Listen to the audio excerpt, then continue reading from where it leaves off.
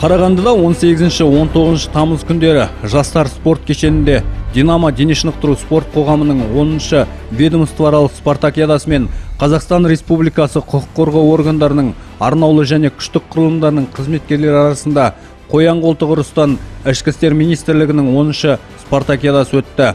Жарысқа 334 спортшы, 33 команда қатысып, 2 күн бойы өзара бақ сынасты. Спорт сайысына келген жігіттердің өнерін тамашалауға белгілі спортшылар Серік Елеуов, Эльмира Сыздықова келді. Біз саналы ұрпақ тәрбиелеп, мықты боламыз десе, спортты жанымызға серік етуіміз қажет.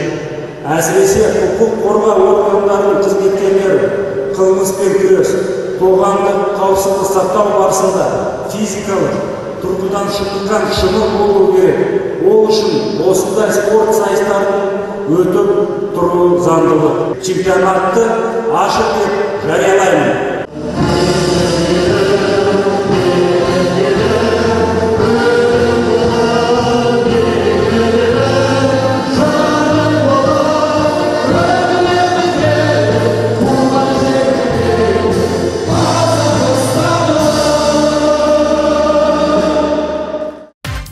Департамент бастығының құттықтау сөзінен кейін байрақты бәсекенің түнді көтеріліп, әр облыс мемлекеттік мекемеден келген сайдың тасындай жігіттер боз кілемге шығып, кім мықтыдан анықтауға бақ сынасты. Биылғы жарыстың бір ерекшелігі боз кілемге ерлермен қоса нәзік жанды арулар да қатысып, кім мықтыны анықтады. Ерлермен иық тіресе әр салада қызмет етіп жүрген бұрымдылар қоян қолтық ұрысынан шынайы жекпе-жектің үздік үлгісін көрсетті.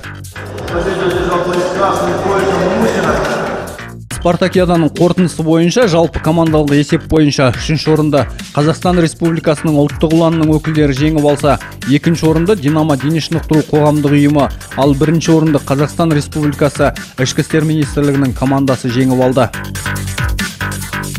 Ал Ішкі істер министрлігінің чемпионатынан 3-ші орынды Маңғыстау облысы, 2-ші орынды Атырау облысы місе тұтса, жүлделі 1-ші орынды Қарағанды облысының командасы қанжығаларына байлады.